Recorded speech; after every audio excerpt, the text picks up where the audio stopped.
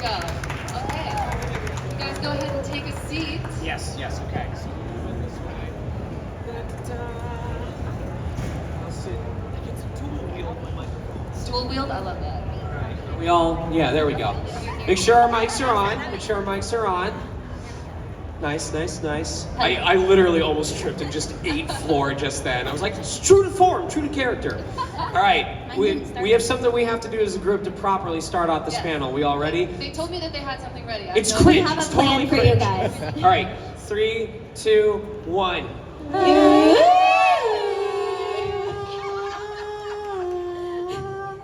That was actually pretty good. That was the most could've been a feminine lot I've ever worse. I sounded. love how you held it the most, the Right. longest. You did a great job. All Thank right. you. Everybody give him a hand. Just not a disembodied hand, please. I've seen enough of that on this show. That's crazy. Okay, so we have our lovely main characters. We have Subaru and Amelia as Sean and, Kayli. Yep. And then we have Brim and Ram, right? They are main characters Ram at this and point. Ram. They are absolutely That's still main true. characters. That is true.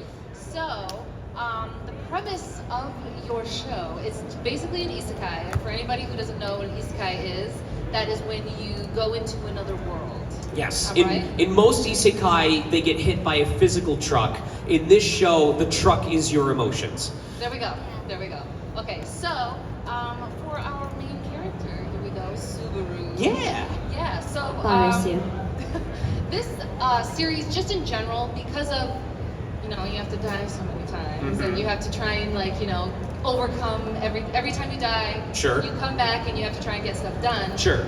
Is there anything that came with the determination that Subaru has that you took into account when you wanted to try out for voicing him? Well, for better or for worse, Subaru is definitely the character that I identify with the most. Out of all the voices you've done? Out of all of them. Like, I have a story for every role I do. I never try to say that I have favorites, but when I think of a character who shares my flaws and my strengths, Right. it is practically one-to-one at this point. His strong sense of justice, his sense of loyalty to the people who have helped him out, his tendency to take on way more than he should by himself, he's definitely neurodivergent in some way, 100% he has to be. His love of animals, like the way that he plays with Puck, is I have such an affection for my pets as well. So there are times when it's like, I'm not even acting at this point. I am just living vicariously through him, because also he gets transported to this other world and he's not given any special powers. He has to work for it. And that's how I've always imagined it would be if I were transported somewhere. I don't think I would be graced with superhuman strength. I'd have to learn the hard way. Yeah, you're just a guy. I'm just a guy. Just a little guy. Because I think normally is the trend with isekai where they will have some type of power. Right. And, well, you do have one. You get to come back after. Is that really a blessing, though? Maybe. I don't know. Kind of gives you, you get some redos. Yes. But in general, also, main character, you form bonds with everybody in the cast. So is there anything that was, special relationship that was the most rewarding for you to voice for him, like when it came to any of the characters, or was it all kind of just... Well, inside of the show, what I appreciated so much, because season 2 was very exposition heavy on all of these side characters, but I loved the fact that after it spent the entire first season being Subaru, everyone's helping Subaru, everyone's thinking about Subaru. Season 2 was, we're gonna step away from that, and literally the most important plot point of the show, Subaru is he's not the one who's supposed to be doing the trial. And I loved that it gave the spotlight to all of these other characters, so that going into season 3 and beyond, you go, Subaru is important, but he's not the only one, and I care for all of these characters. They have their own goals, their own motivations, their own flaws. Outside of the show, what I appreciated so much, and especially that I like that these characters don't just exist in service to Subaru, is everyone on this cast cares so damn much about this show. There was a camaraderie that was present even before the end of the first season, and I am always excited when I get to see these folks again. So I love that each of their characters are iconic in their own way. I hope that they get to elucidate on that when they get their questions in due time. But it has been so fun to go on this journey of, not only was this a genre-defining show, it was a celebrity-making show for the Japanese actors, and we knew that there was a big bar to match, to stay on top of that. But everyone has brought their A game, and not just their A game, but their passion and their dedication, and it shows, and we love seeing the response from folks online and in person because of it. I love, so you said with the Japanese actors, oh yeah, for at least for Subaru and Rem, I know it was what shot them into the stratosphere. So we had very big shoes to fill, but I know for a fact that everyone came in going, yeah, we can do that. And I think that confidence is what allowed us to just tackle it and give our all to it. Right. Well, I felt you guys did an amazing job. So Thank you. Yeah, of course, of course. And he's also sort of, like you said, a goofy. Oh yeah. Yeah. So, and like you said, how you feel like you can emulate Subaru as well. Whatever he feels hard. If he's in good spirits, he's making jokes, he's exaggerating, he's using hyperbole. When he feels stressed out, he's getting really breathy, he's getting really focused and intense. And I am the same way. The only time I'm neutral is when I'm not interacting with someone else, so. Okay. I also have a question for you as our Miss Amelia. She is the Royal Select, correct, right? And so she is also kind of, I guess in the show, how I would kind of describe it is embracing who you are despite the doubts and expectations of others. So is there anything with your character Amelia that you felt maybe is like overlooked in that regard? Like when it comes to how people see your character, do you think there's something that's kind of like, just I guess the most overlooked part of her? Yeah, I think that, I don't think this is too much of a spoiler at this point, but the first season, she's missing a lot of her memories. And if you can imagine that, like, she's someone who doesn't remember much of her past or, like, who she was before, but she's in this position where she has to become a leader. And she takes that on, like, with as much confidence as she possibly can, even though, like, inside she is, like, grasping for something. So, like, her determination to still be an amazing leader, to feel care about people, and embrace who she is, and then eventually who she was, I think, shows a lot of bravery inside. Has that kind of changed how you maybe, like, with other characters that you made voice, like, do you think she carries into anything in that way, or do you think she's kind of a standalone for you? I think the experience does, but the experience itself was very special for me because with ReZero, Amelia was one of the first main character roles that I ever was able to be cast in. I was incredibly nervous, actually, when I first started, that I was just going to be recast. I was like, this happens to everybody, and I went into my first session, and I was like so nervous about doing a good job. I was like, no, this is going to be it for me. And I feel like throughout that whole season, I was just like, am I good enough for this? But I feel like Amelia was also kind of feeling that inside, and I think that that like kind of naturally worked out for her at that point. And then by the time it was season 2, it was already 5 years later, and I had a lot more experience. Frozen Bonds happened, and like she then like kind of knew a lot more about who she was and had a lot more of that like inner confidence as well. And I felt like I was able to carry that as well. Like, and so yeah, I feel like a lot of our experience in that way overlapped, and I'm really glad. Awesome. And so in general though, as well, we have Rem and Ram over here on the end. You guys are twins, correct?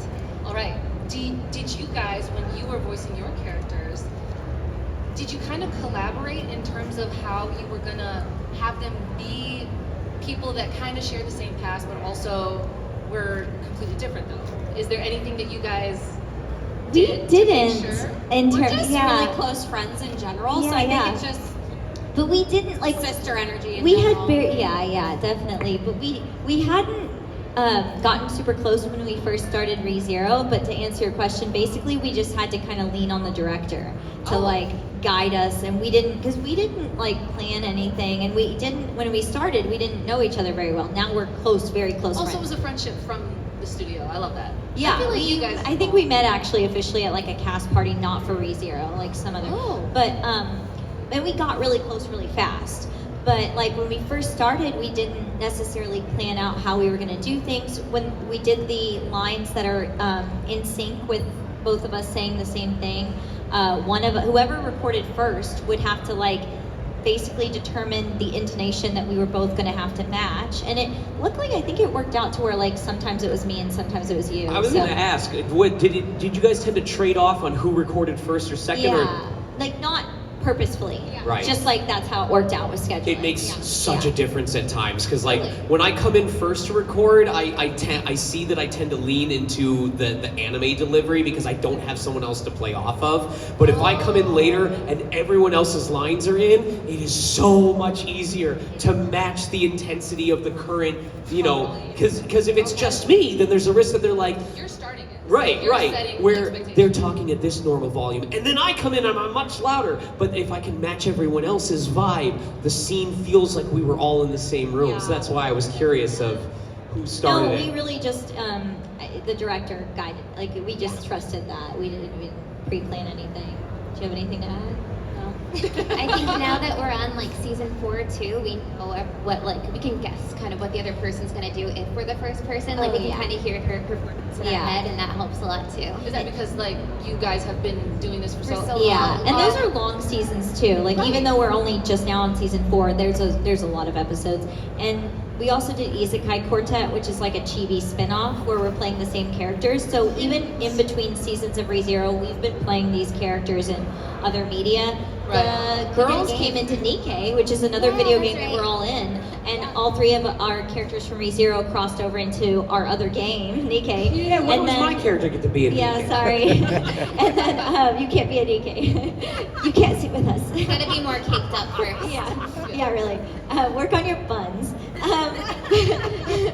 Yeah, work on your buns, Barusu. But we also did a video game, a ReZero video game in between. So we're now really settled into these characters, and we know what we're doing with these characters. And we've actually switched directors now a couple times.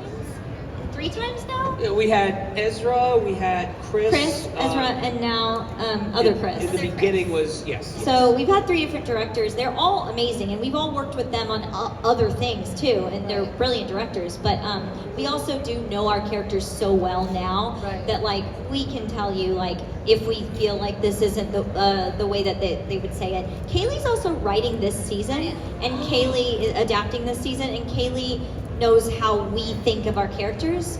So it's gonna probably, I think it's gonna make for a better product that you guys will see, because you have someone that really, really knows the story writing it and is obviously invested in making sure it's as good as it can be because they're the leading lady. And also like just knows how we will deliver things, including down to like how quickly we're probably gonna say something. Because Kayli is just so well versed in the ReZero world. And for that same reason, it's so confusing when we see discourse online of being like, English dubs are not as good as, you know, Japanese, they don't care.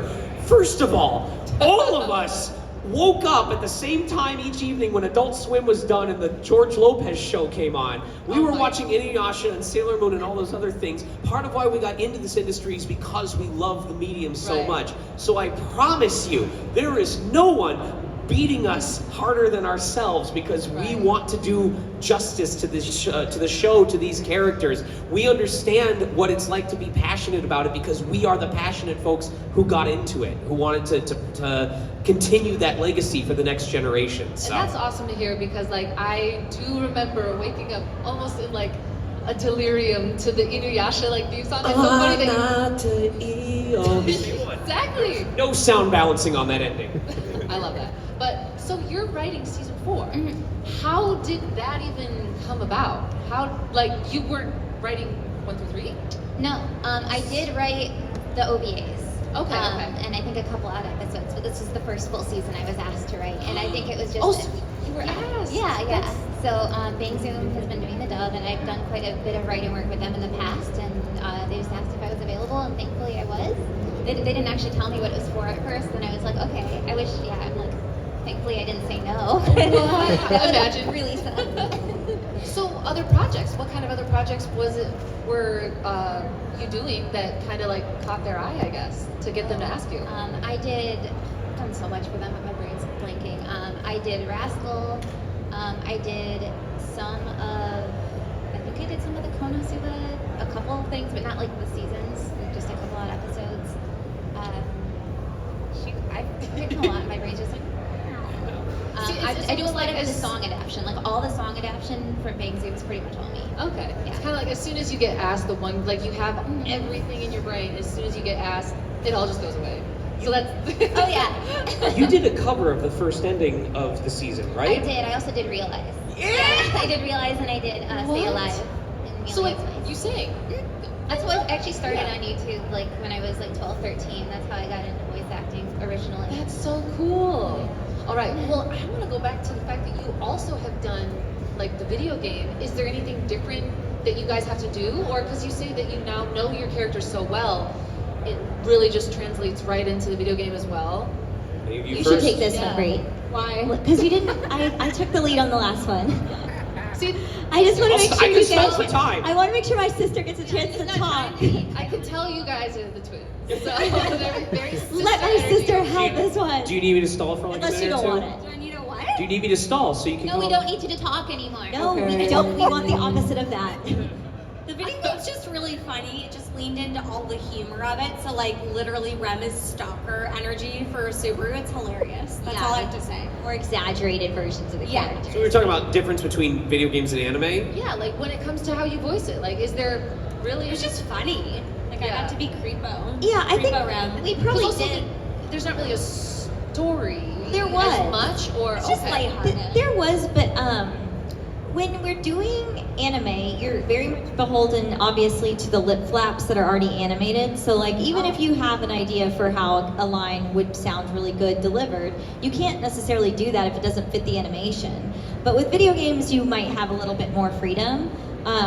We do sometimes have to make sure it fits the same timing overall, but within that, you might be able to break things up in a more in a way that you want to, as opposed to matching some sort of animation. So Okay. that's one difference. Right. So when you, because I forget that, I guess I don't forget, but every anime is first done in Japanese, and so you guys do have to match the, even though, because like people say, oh, anime is just a cartoon, and like it's really just a mouth that goes like this, but you guys still have to make sure you match when they're speaking. So like, I guess I never if thought they about it like that. go like this, then you have to say it like that. Like, Yep. you don't get to decide, oh, I And want act to make it sound good. Yeah, And like I would even justify say why they would take that pause. It's no longer Yeah. as simple as just open and close, because as the technology continues to advance, we're seeing animators play with shading, play with lip, shapes and movements. So Really? if there's a case where a character, the end of their lip flap has an open mouth with teeth showing, that may adjust the word that Kayli has to put at the end of the line, because if Okay. it's an O sound but their teeth are showing it, it's not going to make sense. It's not going to line up. Some writers don't pay much attention to the internals, but it's like super important to me, and I hope that will come through this like looking natural when you're watching it. Right. Because my idea is like I don't want people to be thinking, oh, this is like an English dub. I want it to be like, oh, this could be the original, and I wouldn't tell. Right. Like it's not stilted, and it fits like what you're looking at. See, and that also just plays into how much you guys care, which I love. We care so much. Care so much. Well, I feel like we wouldn't have it any other way. So, but yeah, that's so interesting because you never think about it like that. Does that also play into, like you said, you might have to add words. So is it not always a absolute direct translation? Do you guys maybe have to play with that as well? Like even if it's maybe not the exact same sentence, but something that relates to. That's where she excels, because if we were to just direct translate it and read it as is, it would be so boring. Oh my god. So there's a translation and then there's adaptation. So like Okay. someone goes through and like translates what this really means, and then Kayli comes in and makes that fit in the mouth flaps. Oh, And it also sound makes it English and like, natural. Yeah, Kayli, why don't sound you talk natural. about the job that you do? So I know a lot of the time, like, oh, you guys like change so much from the translation, but the thing is, how something comes across in Japanese when translated directly into English doesn't always come across the same, and that's why adaptation is so important. Because when you're writing an English script, you want that English version to come across to the English audience the same way that the original came across to the Japanese audience. And I the language, which is pretty helpful in doing that too, like knowing where the tense is, knowing exactly what the intention is, knowing the way that they're saying that, because some things can be translated the same way. Maybe they have an accent or they're being proper in a certain setting, so trying to like use word choice and stuff that comes across that way. Okay. I did not know that there was so much that goes into that, or that that was like even a role, which is pretty crazy that you get to do it for your own show. And then you think about now that a lot of companies want to do simul-dubs, which is releasing in English and Japanese at the exact same time. Which is what we're doing this season. The production, it's a first for this Really? show. Think about the production schedule that results in, where like, there's times where they get the scripts like a week before the show is supposed to air, and they have to adapt it in one day, and then confirm it on day 2, get the actors in on day 3 and 4, and then you've got post-production scrambling on the final 48 hours, and just repeat that for the entire rest of the season. Oh, so we hate this, by the way. We start out ahead. Like, I think we've done like 4 episodes. We're up through, at least But 4. by the time we're at the end, it's not going to be like that. Okay. So, yeah, so it you'll always- get a little bit of catch up, maybe. Sometimes at the very end, it's like, okay, now we have like 2 days to do this, and we just have to like finish everything. Whoa. But there's a very strict schedule, at least for like the scripts being done, because they want to start scheduling when those are due, like that day. So then, with the amount of work, it would make sense that you guys. I just keep going back to the fact that That's fine. you're letting us know that you care so much. Someone who didn't care would not do all this. So you guys are working very hard, and we obviously all appreciate it. But I did have some questions about how, just in the anime in general, what's going on. Is there anything that you've ever felt you didn't agree with what your character decided to do in that moment? Is there anything that has, or if you wholeheartedly believe that is something that you would have done if you were in their shoes? Not on this show, but ask me later about Pritsuko and Avatar, because I have some thoughts about that man. Oh. I'm very upset with how he handled season 2, but that's later. Okay. This show, no. I'm pretty much been on board with what folks Yeah. have been Well, doing. yeah, you said that you resonate with him very much. Is there anything? I just especially, Amelia is just so pure-hearted and always trying to do the best and like be there for Subaru even when she doesn't understand. And I just Right.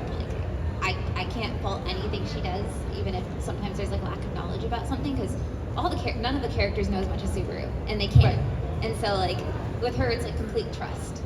It's Okay. like, let's trust each other, and that's like just like kind of the beautiful thing about their relationship. Right. So you don't think you would really change Do anything anything? differently. I love that, because then that's you're with your character, even more so like internally.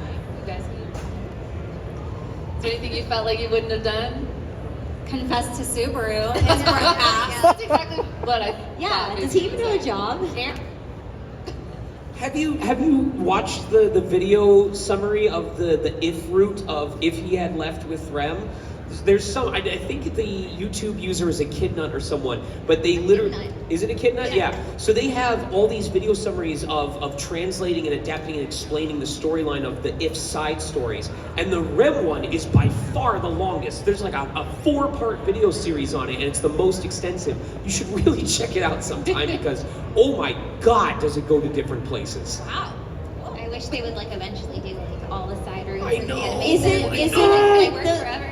The story that you're talking about, like he explains it, but he didn't write it, right? Like it is canon, like it was a side story that the company wrote. That the writer writes. Yeah, Okay. this guy's So it's making real. fanfic of his own stories. So like, yeah. So to explain for people who don't know, so it's Tape is the name as the guy who makes ReZero. Tape? Yes. So Tape has his main story that he writes, but then he always was like, there's all these pivotal moments in the show where Subaru could have never figured out how to solve the first problem, and he dies 100, 1,000 more times. Right. How would that have affected his psyche? When Rem confessed to him, what if he had taken up, or what if she had taken on his request, and they ran off and started a life together? Right. What would have happened then? What if? So he then goes on and writes, he's like, in case you guys were curious, if Subaru had chosen differently in this moment, here's what I imagine would have happened with the rest of the story. That's awesome. I love So- it. And they're kind of each related to the Sims, at least that's Yep. what it's like. Seems Yep. like. So this show could go on forever. It could theoretically go on forever. We already knew we were going to be like 90 when the last season comes out. Yeah. But at least well, this we've one, been on this show now for a decade, right? almost. I think 2018 was when we booked it. I thought it was Maybe they think it 2016. was 2017. I think it was 2017, It was maybe. because Now- no, it was 17. Now you've got it in my Yeah. head. I want like a spin-off series called ReZero If, and each episode is just an animated version of one of those side stories. I mean, I maybe. would love it so much. Yeah, that'd be cool. Or a movie. Let's do a whole movie. Yeah. I think we need All more. right. Well, you write it. There we go. I'll write it. But I just want to say thank you guys so much. I think we're probably just about hitting our time, and I wanted to have everybody thank you as well for coming on and honestly letting us know how much you guys care about this project and how excited we are for the stuff that's coming out. I promise if you check out season 4, there's only one episode out so far, but if you check it out, you will hear in our voices the excitement of, yes, we're finally back in the booth. All right. But this was a shorter break than some of them. Like True. between 1 and 2, we had like 5 years. True. Right. Also, So- please look forward to Shala. She's hilarious. We will. But thank you guys so much, everybody. Give it up. Thank you guys. And if you have anything that you wanted to ask them, they will be at their booth. I'm going right back to my table, baby. There we go. And if you've been watching since 2017, thank you for letting us be a part of your life for almost 10 years. We appreciate it. Yeah, it'll be, And we hope to keep making y'all proud in season 4. All right. Thank you. Thank you so much, guys. You've been amazing.